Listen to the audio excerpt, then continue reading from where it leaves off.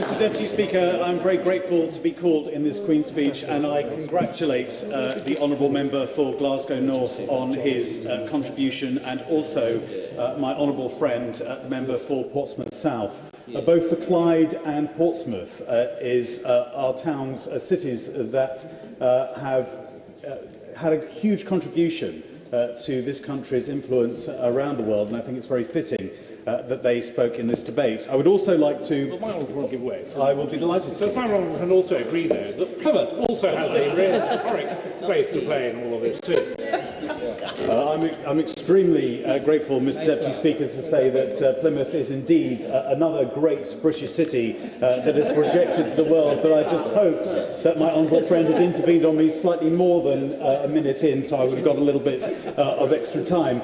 I also wanted to pay tribute to the comments of my honourable friend, the member for Romford, in focusing remarks on the importance of the Commonwealth and indeed the British overseas territories. It is very pleasing today to see in Parliament Square the flags of the British overseas territories flying, and I'm very proud to have been part of a Conservative-led government in the last Parliament, which will continue, I am sure, in this Parliament, that has put the overseas territories very much at the forefront of our policy, whether it is ensuring that the rights of the people, for example, of Gibraltar or the Falkland Islands, who wish to remain British, have that right defended, or whether it's investment in infrastructure, such as the new airstrip on St Helena. But there is, Mr Deputy Speaker, some unfinished business in terms of the overseas territories that I wanted to address this evening, and that is the future of the British Indian Ocean Territory.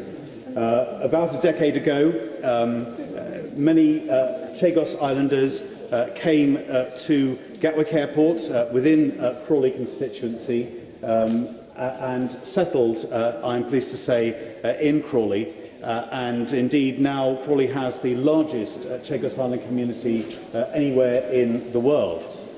The Chagos Islanders, as the House will know, were exiled from their homeland as British citizens in 1968 by orders in council, by royal prerogative, not coming through this place, not coming through Parliament, and was a great injustice that was done to them at that time. We cannot, of course, Mr Deputy Speaker, turn back time, but what we can start to do is put right those wrongs. I am delighted that the last government initiated a feasibility study into the resettlement of the British Indian Ocean Territory, and I would call on this government to implement that feasibility study. There are a number of pilots in terms of the ability of Chagos Islanders to be able to return. The Chagos Islanders were removed from Diego Garcia and some of the outer islands like Solomon and Peros Banhas to make way for a US airbase. That airbase is important for the security of the democratic Western world, both in the Soviet era and today with uncertainty in the Middle East. But it shouldn't preclude those islanders being able to return to their homeland should they so wish. Mr Deputy Speaker, I'm very struck by the fact that in a fortnight's time we will celebrate the 800th anniversary of the signing of the Magna Carta just a few miles upstream along the Thames. Article 39 of Magna Carta states that no person should be imprisoned or exiled without due process, and yet I fear that that is what's happened to the British citizens of the Chagos Islands. Much has been said as to reasons why they shouldn't be able to return, and indeed the Supreme Court on the 22nd of this month will be determining a case on their right of return.